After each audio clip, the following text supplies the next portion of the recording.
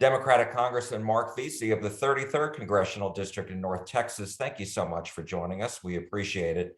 So I want to ask you about the state of the race for Speaker. What's your thought about this? I think it's like sheer craziness, and all of us are trying to figure out when this GOP train wreck is going to come to a halt, and we're going to get down to business. Right now, it looks like it's the hot mess express, and that there's no end in sight.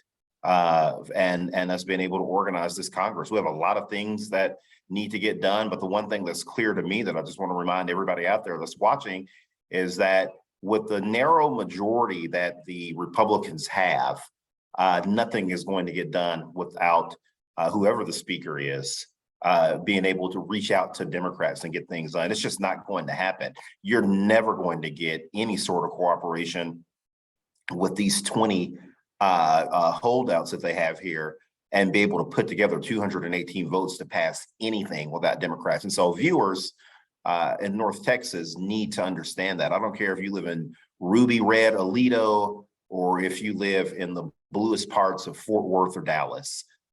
It's not going to happen without Democratic cooperation. We see these guys just don't have their act together.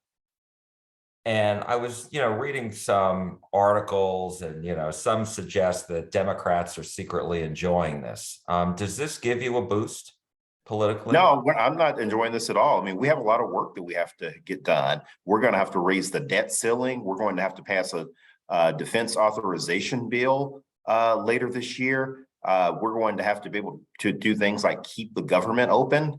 So no, I'm not enjoying this at all. Some of the Republicans in their conference are telling Kevin McCarthy that they will only vote for him if he promises to only pass pieces of legislation that have that can only be passed with Republican votes. And they can't do that. Like they can't do that. That's something that no speaker, whether it's McCarthy or anyone else, can deliver. They have to get Democratic votes to be able to get 218 to pass anything on the House floor. And so, I'm really concerned that the longer and longer this drags out, that these guys are going to just entrench themselves, and no one's going to blink. And we're going to be on the verge of perhaps a financial, meltdown if we can't do things like raise the debt ceiling and be able to do the basics in order to just keep the government running. I'm very concerned about this. Let me ask you, when Democrats had a very narrow majority in the last Congress as well, and the Democrats were able to pass legislation without any Republican votes, why is it different this time, do you think? I think a couple of reasons, but I think the biggest reason is that Republicans just really don't know how to govern. It's not what they do. They know how to oppose. They know how to sort of hector people about what's this type of spending means, and sort of again, lecture people on the virtues of the founding fathers and sit on all these platitudes, but they really don't know how to govern at all. And I think that that's coming into clear focus here. That they know how to oppose, and they know how to make these speeches on revisionist history on what the Constitution means. But when it comes to actually getting things done, they just don't really have the ability to do that. And my last question to you, Congressman, and I appreciate your time, and that is talking about bipartisanship. Members of the congressional delegation here in North Texas, are you in this new Congress still finding it possible? I mean, a lot of these, most of the people have been serving in Congress for a long time. Your ability to work together and across the aisle, how is that? What is the state of that relationship?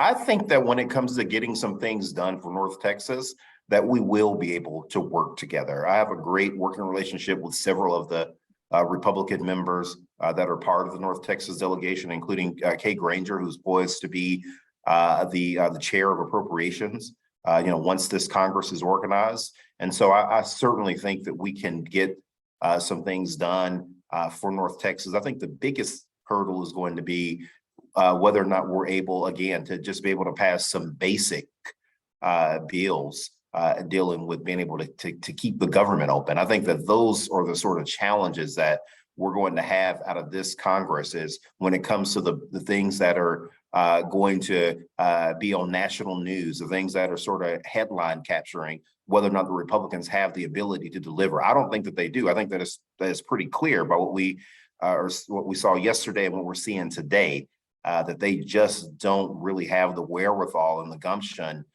to be able to deliver on those things. And that's what really worries me. But when it comes to some smaller bills, some things that we can pass through certain legislative processes, then I think that those things that, yeah, we as Democrats and Republicans, particularly locally, we can work together. Democratic Congressman Marc Veasey of the 33rd Congressional District in North Texas. Thank you so much. We appreciate your time and your insight. Good to see you, Jack.